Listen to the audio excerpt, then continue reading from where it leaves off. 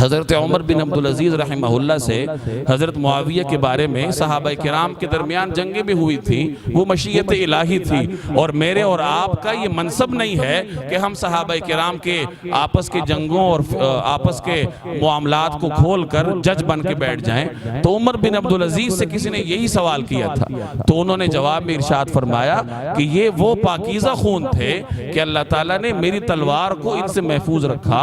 تو اپنی زبان کو کیوں آلودہ کرو۔ اور ساتھ ایک جملہ ارشاد فرمایا کہ رسول اللہ صلی اللہ علیہ وسلم کے صحابہ کی مثال آنکھ کی طرح ہے کہ جس کی حفاظت اس کو چھوڑ دینا۔